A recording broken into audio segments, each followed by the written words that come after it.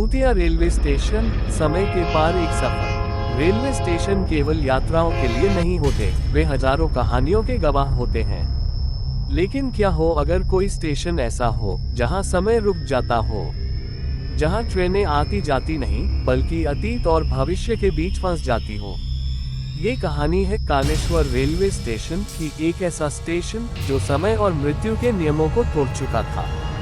गायब होने वाला स्टेशन। संदीप, एक रेलवे इंजीनियर को एक रहस्यमय केस सौंपा गया था, कालेश्वर स्टेशन को फिर से सक्रिय करने का आदेश।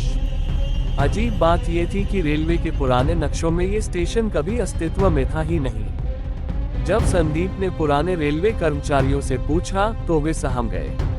एक बुजुर्ग गार्ड ने फुसफुसा कर कहा, बेटा, वो स्टेशन नहीं, एक फंसा हुआ पल है। जो वहां गया वो वापस नहीं आया। लेकिन संदीप विज्ञान पर विश्वास करता था, भूत प्रेत की कहानियों पर नहीं।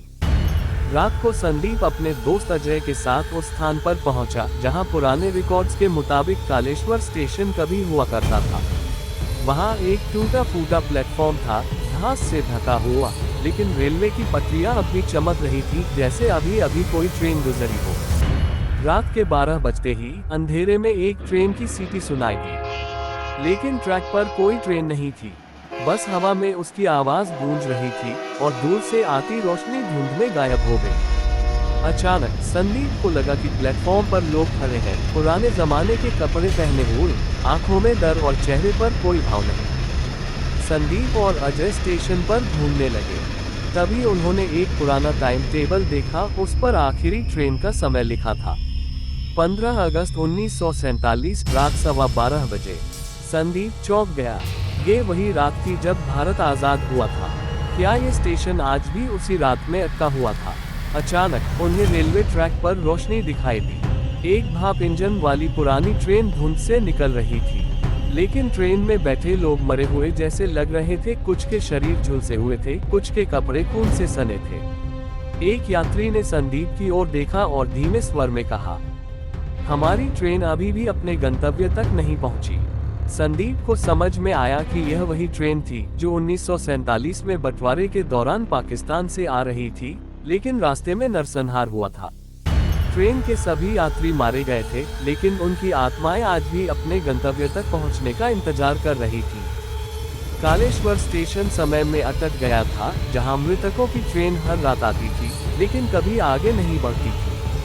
संदीप ने फैसला किया कि अगर यह ट्रेन एक अधूरी यात्रा पर थी तो इसे पूरा करना होगा। उसने प्लेटफॉर्म के पुराने लीवर को खींचा, जिससे पटरियां बदल गईं। जैसे ही घड़ी ने 12:15 का समय दिखाया, ट्रेन की रोशनी तेज हो गई। यात्री खिड़कियों से बाहर देखने लगे। ट्रेन धीरे धीरे आगे बढ़ने लगी। संदीप और अजय ने देखा कि जैसे जैसे ट्रेन आगे बढ़ी, प्लेटफॉर्म का धुंधला अस्तित्व भी मिटने लगा। यात्रियों के चेहरे अब शांत लग रहे थे। ट्रेन एक उजली रोशनी में समा गई और फिर हमेशा के लिए गायब हो गई। कालेश्वर स्टेशन अब वहां नहीं था।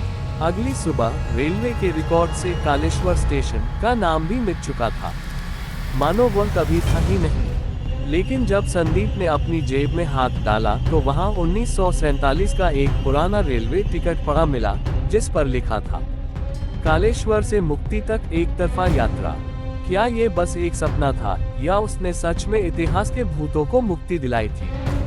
कोई नहीं जानता, लेकिन कहते हैं कि अगर आप रेलवे ट्रैक के पास रात को खड़े हो तो कभी कभी आपको एक ट्रेन की सीटी सुनाई दे सकती है, वह ट्रेन जो समय के पार चली गई थी।